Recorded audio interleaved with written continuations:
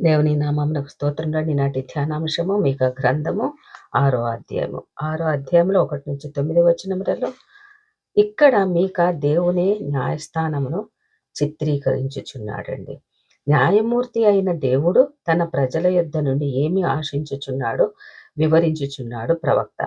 మరియు వారు అన్ని విధముల తనకును మరియు పొరుగు వారికి చేసిన అన్యాయములను అక్రమములను వారికి జ్ఞాపకము చేయుచు మారు మనసు పొందవలసిన ఆవశ్యకతను ఉన్నదని నొక్కి చెప్పుచున్నాడండి. 4 మరియు 5 అధ్యాయములలో గొప్ప నిరీక్షణ వ్యక్తపరిచి 6, 7 అధ్యాయములలో దేవుని న్యాయ తీర్పును, దేవుని ప్రజలు మారు మనసు పొందవలసిన ఆవశ్యకతను వివరించుచున్నాడు. దేవుడు పర్వతములను పిలిచి వారి పాపములను నిరూపించుమనుచున్నాడు. 1వ వచనము 2వ వచనం అండి. పర్వతములు దేవుని గూర్చి ఉన్నతమైన సాక్ష్యమును ఇవ్వగలవు, మరియు పర్వతములో ఉన్నత స్థలములపైన ఇశ్రాయేలీయులు నిర్మించిన అన్య దేవతల బలిపీఠములను గూర్చి సరియైన సాక్ష్యము ఇవ్వగలవు. అసత్య దేవతలకు వారు అర్పించిన బలులను గురించి సాక్ష్యము ఇవ్వగలవు. రాజుల మొదటి గ్రంథం 14వ అధ్యాయం 23వ వచనం ప్రకారము, ఇర్మియా గ్రంథం 17వ అధ్యాయం 2-3 వచనములు, యెహెజ్కేలు గ్రంథం 20వ అధ్యాయము 28 వచనములు. నా జనులారా, నేను మీకేమి చేసి తిని అనే 6వ అధ్యాయము 3వ వచనంలో అనే ప్రశ్నకు వారి దగ్గర జవాబు లేదండి. దేవుడు వారికి మేలు చేశాడు కానీ కీడు చేయలేదు కదా. వారు విశ్వాసఘాతకులైనారు. ఇశ్రాయేలీయుల అవిధేయత, అక్రమం వలన దేవుడు ఎంతో బాధపడుతున్నారండి. ఎల్లప్పుడూ ప్రేమతో వారిని నడిపించాలని ప్రయత్నించేశారు. దేవుని యొద్దకు తిరిగి వచ్చుటకు వారికి ప్రతి అవకాశంలో ఇచ్చి ఉన్నారు. నేను మీకేమి చేసి తిని ఈ ప్రశ్నకు మన జవాబు ఏంటండి? బాలాకు బిలాముల వృత్తాంతము సంఖ్యాకాండము 20-24 అధ్యాయములలో చూడగలమండి. షిత్తీము 5వ వచనము అనున్నది యోర్దాను తూర్పున ఉన్న ప్రదేశం. వాగ్దాన దేశంలో ప్రవేశించుటకు ముందుగా ఇశ్రాయేలీలు అక్కడ నిలిచారండి. యెహోషువ గ్రంథం 2వ అధ్యాయం 1వ వచనం ప్రకారం అక్కడ ఇశ్రాయేలీలు దేవుని యుద్ధ నుండి ఎన్నో సూచనలు, సలహాలు పొందారు కూడా.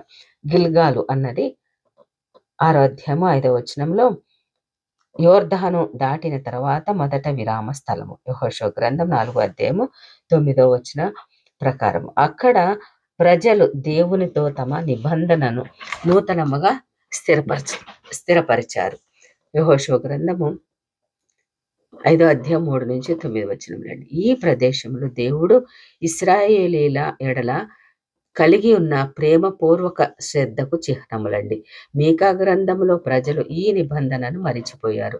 అవిధేయులైన తన ప్రజల ఎడల దేవుడు నిత్యము ప్రేమ కలిగి ఉన్నాడండి. వారు కృతజ్ఞత లేనివారుగా దేవుని మేలులను మరిచారు. వారు స్వార్థ కేంద్రీకృతమై ప్రజలైపోయినారండి. దేవుని మంచితనమును క్రమముగా గుర్తు చేసుకుని దేవునికి కృతజ్ఞత వ్యక్తపరచవలను. ఎట్టి పరిస్థితిలో కూడా 6వ అధ్యాయం 6-8 వచనములలో ఇశ్రాయేలీయులు దేవుని ఆరాధించి తృప్తిపరచుటకు దహన బలులను, ఏడాది దూడలను 6వ అధ్యాయం 6వ వచనం ప్రకారం వేల కొలది పొట్టేళ్లను, నదులంత విస్తారమైన తలమును, జ్యేష్ఠపుత్రులను, గర్భఫలములను అర్పించి తమ పాపములకు పరిహారం చెల్లించాలని దేవునిని తృప్తిపరచవలనని ఆశించుచున్నారు. వారు చేయుచున్న అన్యాయములను, అక్రమములను, దురాచారములను మానకుండానే తన పాపములకు పరిహారం కొరకే బలులు అర్పించి రక్తము ప్రోక్షించుచున్నారండి. వారు చేయదగినవన్నీ చేయుచునే ఉన్నారు. దేవుడు ఆశించిన దానిని చేయకుండా మనకు ఇష్టమైనవి ఎన్ని చేసినా వ్యర్థమే కదండి. అందుకే దేవుడు ఇశ్రాయేలీయులను ప్రశ్నించుచున్నాడు. మీరు అర్పించు బలులను, నైవేద్యములను నేను అడగనా? అవి నాకిష్టమా? నైవేద్యములను నేను అడిగానా? అవి నాకిష్టమా అని ప్రశ్నించుచు ఉత్తమమైన వాటిని చేయుమని 6వ అధ్యాయం 8వ వచనంలో హెచ్చరించుచున్నారండి. బలులు, నైవేద్యముల కన్నా ఉత్తమమైనవి, దేవునికి ఇష్టమైనవి 1 న్యాయముగా నడుచుకొనుట, 2వది కనికరమును ప్రేమించుట, 3 దీన మనస్సుతో దేవుని యొద్దకు వచ్చుట. 6వ అధ్యాయము 2వ వచనం అండి. మానవుని ఆరాధనలో ఆరాధన పేదలు, దీనులు, దరిద్రుల ఎడల కనికరం కలిగి ప్రేమతో సహాయపడుటయే నిజమైన ఆరాధన.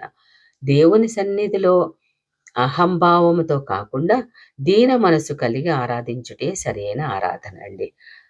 6వ అధ్యాయం 9-15 వచనములలో దేవుడు విధించబో శిక్షను, తీర్పును ప్రకటించుచున్నాడండి. 6వ అధ్యాయం 9వ వచనం. అన్యాయము చేయు వారి ఇండ్లలో అన్యాయం చేత సంపాదించిన సొత్తులున్నవి. వారు అన్యాయంగా అర్జించుటకు చిన్నదిగా చేయబడిన కొలను ఉపయోగించుచున్నారు. అనగా ఇతరులకు కొలుచు కొలకర్రను లేదా తూమును చిన్నదిగా చేసి మోసము చేయుచున్నారండి. రూపాయి పెద్దదిగా తీసుకొని దోచుకొనుచున్నారు. ఆమోసు ఈ విధమైన అన్యాయాన్ని తీవ్రంగా ఖండించాడండి. ఆమోసు ప్రవక్త. ఆమోసు 3వ అధ్యాయము 10వ వచనం ప్రకారము, 8వ అధ్యాయం 4-6 వచనములలో దొంగ త్రాసులు, దొంగ కొలమానాలు, దొంగ లెక్కలతో పేదవారిని దోచుకొని ధనాన్ని తన ఇండ్లలో దాచుకుంటున్నారండి. అట్టి వారికి శిక్ష తప్పదని మీకా హెచ్చరించుచున్నాడు.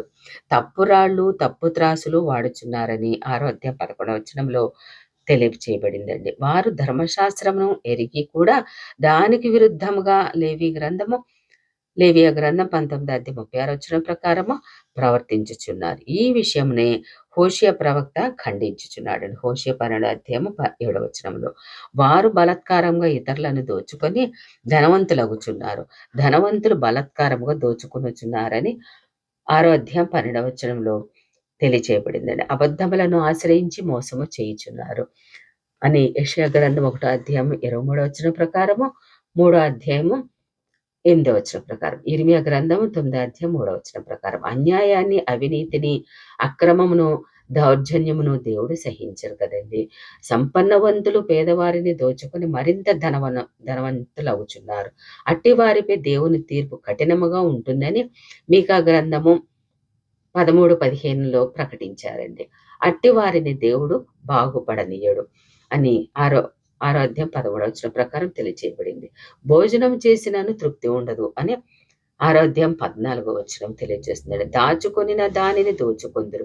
యెషయా గ్రంథం 1వ అధ్యాయం 7వ వచనం ప్రకారం, 6వ అధ్యాయం 11వ వచనం ప్రకారం, 9వ అధ్యాయం 21వ వచనం ప్రకారము, 30వ అధ్యాయం 6వ వచనం ప్రకారం విత్తనము విత్తినను పంటను కొయ్యలేరు అని 15వ వచనం తెలియజేస్తుందండి. ద్వితీయోపదేశకాండం 8వ అధ్యాయం 38, ఇర్మియా గ్రంథం 12వ అధ్యాయం 13వ వచనము, ఆమోసు గ్రంథం 5వ అధ్యాయం 1వ వచనము, జెఫన్యా గ్రంథము 1వ అధ్యాయము 13లో తెలియచేయబడింది. దేవుని ప్రవక్తలు వారి అన్యాయమును పదే పదే ఖండించి హెచ్చరించినను వారు మారు మనసు పొందటలేదు. అందుకే తీర్పు తప్పలేదండి. 6వ అధ్యాయము 16వ వచనం ప్రకారం ఇశ్రాయేలీయులు ఒమ్రీ, అహాబు అనుసరించిన పద్ధతులను అనుసరించుచున్నారు. ఒమ్రీ ఇశ్రాయేలులను పాలించి వారిని విగ్రహారాధన వైపుకు మరలించాడండి. రాజుల మొదటి గ్రంథం 16వ అధ్యాయం 21-26 వచనములు. మరియు అహాబు ఇశ్రాయేలుల దుష్ట పాలకులలో మహాభయంకరమైన వాడండి. రాజుల మొదటి గ్రంథం 16వ అధ్యాయం 29-33 వచనములు. ఇశ్రాయేలు దేశమంతటా అహాబు, యెజెబెలులు విగ్రహారాధన, బలాత్కారము, సకల పాపములు ప్రవేశపెట్టారండి. వారిని అనుసరించి ప్రజలు పాపము విషయములో పరిపక్వమైపోయినారు. అందువలన వారిని అవమానమునకు, నిందకు దేవుడు అప్పగించదనని హెచ్చరించాడండి. ఇర్మియా గ్రంథం 7వ అధ్యాయం 24వ వచనం ప్రకారం, 25వ అధ్యాయం 9వ వచనం ప్రకారం దేవుడు అన్యాయం చేస్తే సహించడని, దేవుడు ఇచ్చిన ఎన్నో గొప్ప ఆశీర్వాదములను తృణీకరిస్తున్నారని, ఇటువంటి పాపములు చేసి నేను ఎంతో మిమ్మల్ని పిలుస్తున్నాను కదా అని అయినప్పటికీ కూడా మీరు నిర్లక్ష్యం చేస్తున్నారని 6వ అధ్యాయంలో మనకి కూడా ఈ హెచ్చరికలు మనకు కూడా అనువర్తించుకొని వాటి ద్వారా కాకుండా మనము దేవుని యొక్క పిలుపును అందుకొని ఆయన సన్నిధిలో మనం ఉండగలిగితే మనల్ని దేవుడు ఎంతగానో ఆశీర్వదించును గాక. ఆమేన్.